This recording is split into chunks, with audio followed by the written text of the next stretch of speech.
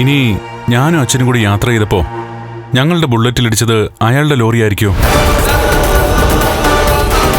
അതെന്താ നിനക്കിപ്പോ ഇങ്ങനൊരു സംശയം തോന്നാ? അല്ല, അയാളെ തന്നെ അച്ഛൻ ശല്യം ചെയ്യുന്നതുകൊണ്ട് എനിക്ക് അങ്ങനൊരു സംശയം. അയാളുടെ ലോറി ആയിരിക്കോ ഞങ്ങളുടെ ബുള്ളറ്റിൽ പാഞ്ഞു കയറിയത്? അതും ചിലപ്പോ ശരിയായിരിക്കാം. നിനക്കറിയാലോ അനന്തു, ആ സംഭവത്തിന് ശേഷം എനിക്ക് ലോറി കാണുന്നതേ പേടിയാ.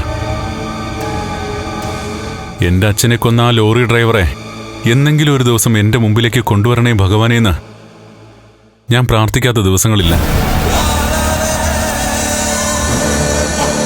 ഒരു കാര്യം ഉറപ്പാ, അന്ന് ലോറി കൊണ്ടിടിച്ചത് പ്രതാപനല്ലെങ്കിൽ പ്രതാപനെ പോലെ ഒരാൾ തന്നെയാ.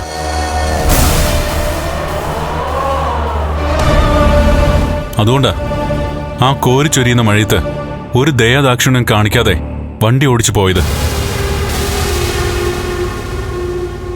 കണ്ണേട്ടൻ കുറെ നാളായി ICUവിൽ തന്നെ ആയിരുന്നല്ലോ. ഹോസ്പിറ്റലിൽ നിന്ന് ഡിസ്ചാർജ് ആയത് മാസങ്ങൾക്ക് ശേഷം. ഇതിനകം കണ്ണേട്ടന്റെ അച്ഛന്റെ കർമ്മങ്ങളൊക്കെ കൃത്യമായിട്ട് അവരൊക്കെ ചെയ്തു കാണും. എന്തോ അറിയില്ല, അന്നെല്ലാം ചെയ്തിരുന്നത് അമ്മാവനാ. അങ്ങേർക്ക് എന്റെ അച്ഛനോട് വലിയ ആത്മാർത്ഥത ഉണ്ടെന്നൊന്നും എനിക്ക് തോന്നുന്നില്ല. അങ്ങനെയെങ്കിൽ ഇപ്പോ പൂജ നടത്തേണ്ടത് തടയേണ്ട കാര്യമുണ്ടോ? നീ എന്താടായി പറയുന്നേ? അവരാവാഹനവും ഉച്ചാടനവും ഒക്കെയാ നടത്താൻ പോകുന്നത്. എന്റെ അച്ഛൻ എനിക്കിപ്പോ ഉണ്ടെങ്കിൽ, അല്ലെങ്കിൽ ഈ ഭൂമിയിലുണ്ടെങ്കിൽ അത് അങ്ങനെ തന്നെ നിലനിന്നോട്ടെ. ആരും അച്ഛനെ ഇവിടുന്ന് ഓടിക്കണ്ട. എന്നെ എന്റെ അച്ഛൻ ശല്യം ചെയ്യുന്നില്ലല്ലോ. ഞാൻ സ്നേഹിക്കുന്നവരെയും ശല്യം ചെയ്യുന്നില്ല. അച്ഛനിപ്പോ പിന്നാലെ പോയിരിക്കുന്നത് പ്രതാപന്റെയാ.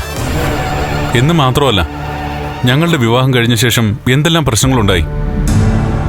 അതിൽ നിന്നെല്ലാം രക്ഷപ്പെട്ടതിന് പിന്നിൽ എന്റെ അച്ഛനുണ്ടെന്നാ എന്റെ വിശ്വാസം.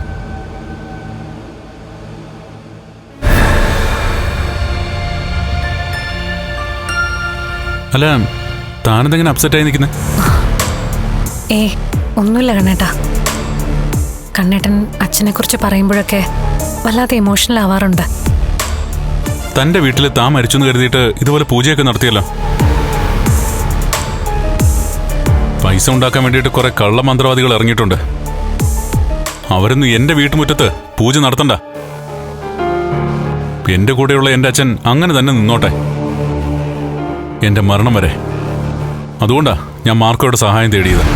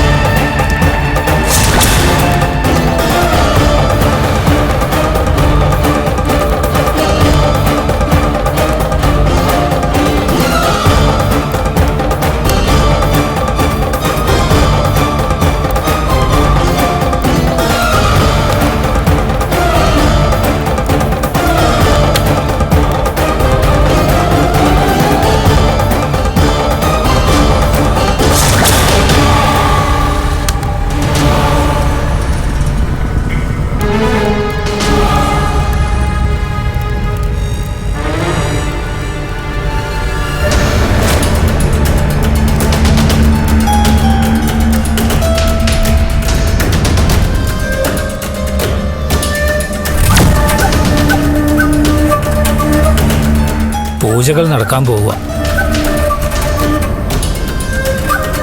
ഈ സമയത്ത് ഞാൻ എന്തു ചോദിച്ചാലും അതിനെനിക്ക് വ്യക്തമായ ഉത്തരം കിട്ടണം.